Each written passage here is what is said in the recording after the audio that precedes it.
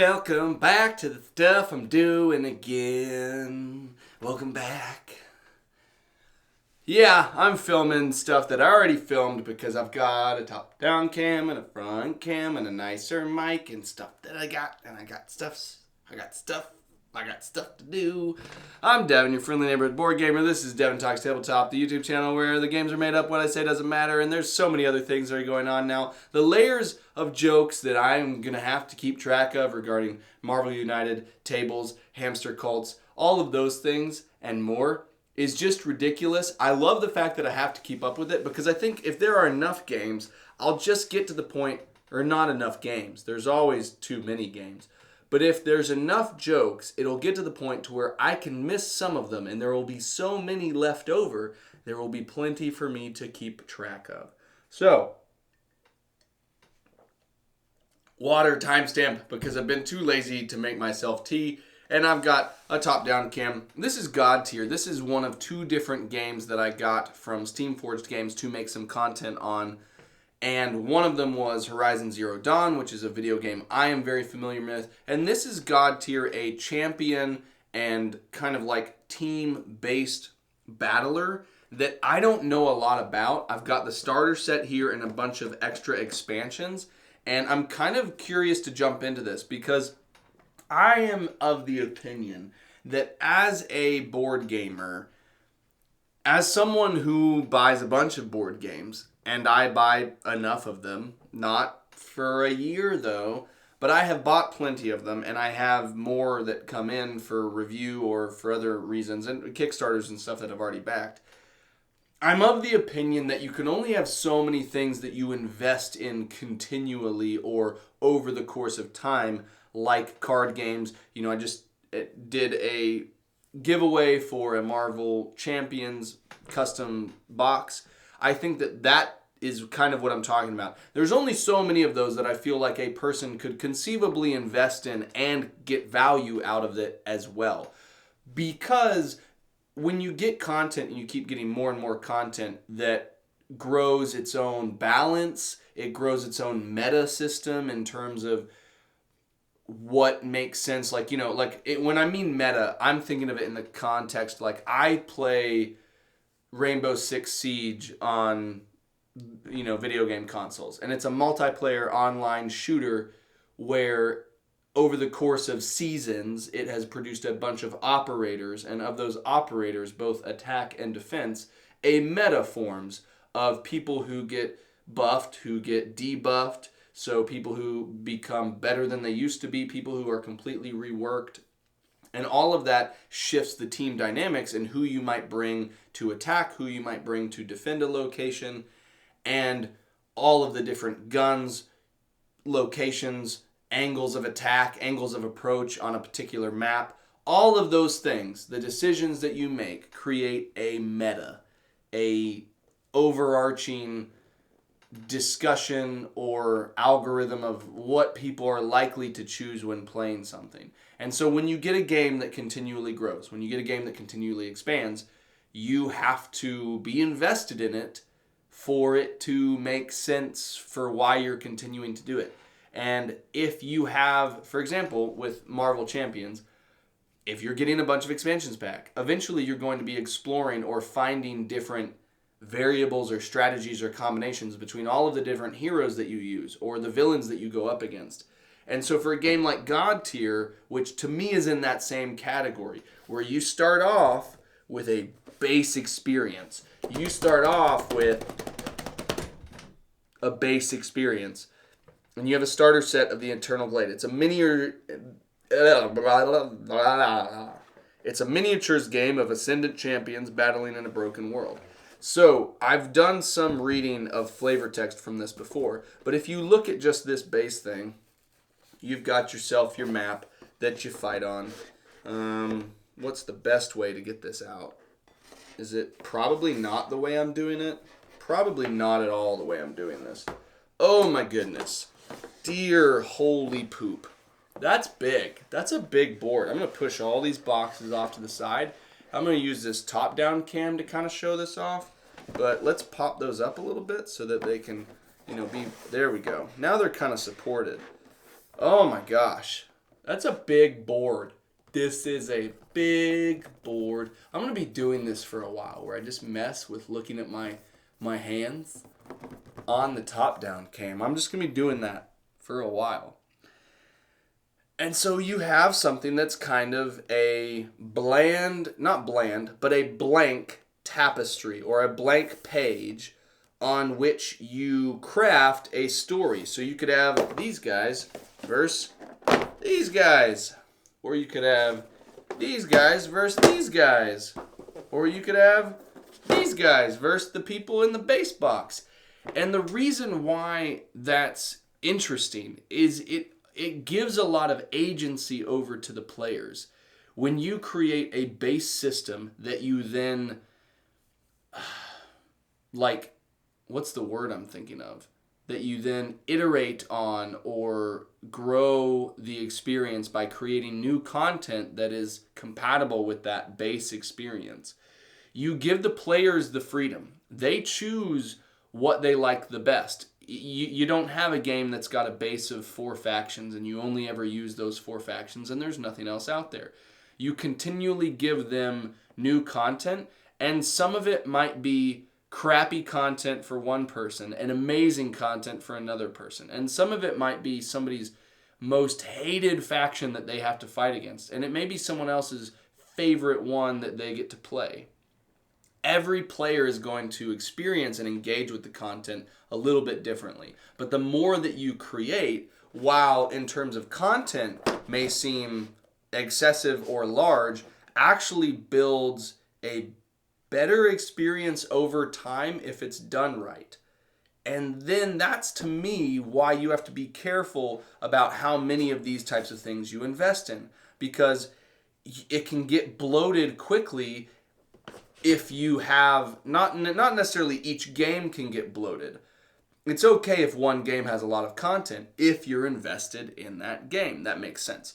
But if you don't focus on maybe 1 or 2 of these and you have a lot of these games that you get all of the content for, it can be paralyzing, and it can also be not advantageous for you, because if you're shallowly investing in games that you're deeply investing in content-wise, but you're only shallowly experiencing them time and commitment-wise, you're not really getting the value of what you're doing. You want something like this to be something you return to the well again and again and, drink from and find that kind of element of personal pleasure that you derive from the game because you find that the characters that you really like or the map that you really like. This is a visually earthy, jungle greenish map. And then on the flip side here, you've got a completely different visual appeal. It looks like hex-wise, they're all the same. I don't necessarily see terrain anywhere. Or at least, visually there's signs of level change just on the topography, but there's not actually, at least to me, a mechanical thing that I can see that might differentiate, like height and all of that stuff. And so all of this is to say, I'm very curious about Godtear, because I, due to the nature of creating content, I'm not going to be as able to focus on playing video games as much as I have in the past, which is okay. I don't mind that at all. But it means that I'm dropping some of the games in which I invested in this meta world that can be created when you have a lot of content. So I'm curious if I will pick that up in board games with anything, which is one reason why I was curious about Godtear. And so let me just read to you some flavor text, give you an overview. Our tale begins with the end of days, a time when mortals have abandoned sacred belief and wage bloody wars across a world coming unbound. Already weakened, the gods weep for the ruination of the universe at the hands of the faithless, witnessing the final betrayal and succumbing as their last worshippers abandon them. Timestamp in between. Timestamp. Anguish ravages and shatters each god into 1,000 pieces as they die, their demise heralded by arcane lightning on the blackened horizon. In a reverent silence, mortals come to remember their divine masters at last, but their resumed piety is too late. In the depths of their cities they cower as a rain of crystalline shards falls, crashing into the ground in great outpourings of power, liquid fire dispelling the darkness as it spirals into the skies above. These are the Godtears, crystals imbued with the essence of the gods. Their energy is so mighty as to consume most mortals who might dare to stand in their presence, only a few able to embrace their divine light. Each shard wreaks destruction upon impact, leveling mountains and shattering the earth into great chasms, water rising from the depths to consume all, eventually all that remains of the mortal world. Eventually, all that remains of the mortal world is barren and lifeless, mortal kind reduced to a pitiful handful of survivors and little else. Yet this Kurt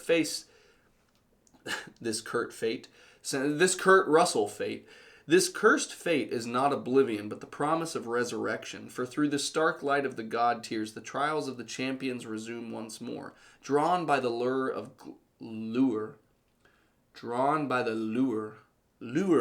glory untold. Mighty individuals, chosen by destiny, venture forth in search of these sacred crystals, their actions the birth of legend and dire portents both. To claim such sovereignty is to step upon the path of ascension to godhood. As they absorb more Godtears, champions grow in power and size, towering over mere mortals, who flock to become the first followers of these future gods. Nations and religions emerge in thrall of these rulers, their words the divine teaching of prophets, saints, and demons. For this is the right of the immortals. That's R-I-T-E, not R-I-G-H-T. When the birthright of the champion, that is R-I-G-H-T. Birthright, R-I-T-E, is not something I've ever heard of. When the birthright of the champions is claimed once more and the new pantheon of gods is born. There's some flavor text for you, but what you see here when you open up this game is you see the fact that you have champions. So these champions, which visually I don't know how well you can tell, are of a size, and then you kind of have their followers, their minions, their henchies, their henchmen, that they go ahead and, I think that's how that went. Yeah, there we go. You have these champions who are trying to absorb these Godtears and consume them and make it to godhood. And they are very different. This is a terrifying Lich Queen, I think. I think it's a Lich Queen.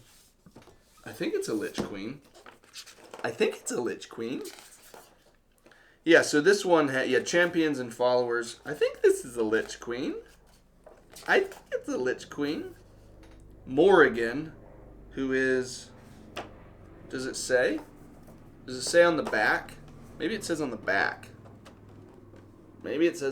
Yes, Morrigan, the Lich Queen, and Naya, the Crystalmancer. So, it's got two different factions in here with two different champions and their followers in this base set, this starter set. And then, once you got that figured out, feels so good. Then you've got all of these other people. You've got Skullbreaker, who is a dragon slayer, and his Toothbearer followers. That guy's got a huge sword. Then you've got Kaylin, the Fury of the Forest, and her virtues, who I'm definitely interested in centaur crazy magic people. I'm not used to this setup. I've gotten used to my phone in the past where I was able to just look at the camera because there was nothing else there. But there is now a screen right there, and that's off center. And if I keep looking at that, then I'm not actually looking at you. So I need to focus on looking at you. And then you've got Blackjaw, the Sweeping Flame, and Unburnt Ravagers, which is another cool one. Look up there. I'm going to show things up there. Up there. This one is Mournblade, the Soulless, and his Nightshades. That guy looks like a creepy, skeletal, horrifying warrior. And then you've got Helena, Inspiration of Hope, and her Rallied Peasants. Nothing says I'm going to win the game like rallied peasants. But Kalen looks pretty bomb, to be fair. So, all of these are pretty cool. I've got 5 of these extra factions of these champions and their followers, and then I've got the 2 in the base starter set, the Eternal Glade starter set.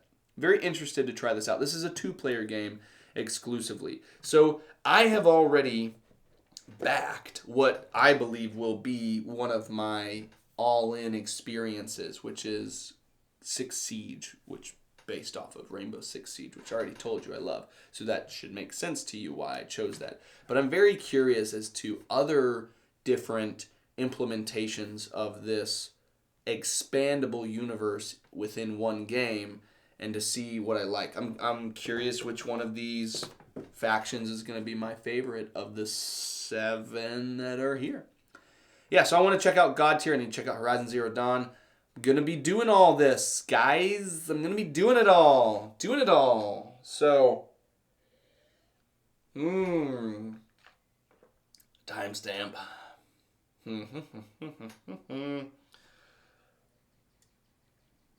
Got to figure out how to close this one out because I already had the cool box close thing in the other video. Maybe I should just slowly build a tower. I'm going to slowly build a Godtear tower. Godtear, it could also be interpreted as Godtear, but I know that it's Godtear because of the tears of the gods, the crystal shards. But that's also making me think of Godtear, Tier. And so now I'm thinking of like a God-tier tower. Like a tower that's so good it's God-tier. That's kind of what is going in my head right now. Which maybe doesn't make sense to you, or maybe you don't care about it, but I don't know. So I'm just going to make a God-tier tower. It's going to look like that, and like that, and I think we're going to bring this up so that we can bring these in. There we go. That should be good. Now I can bring this here. This is looking to be a God-tier tower. It's a God-tier tower. So, I'm going to just come in here and tell you that I hope you enjoyed the video, and I hope you have a good day. Bye.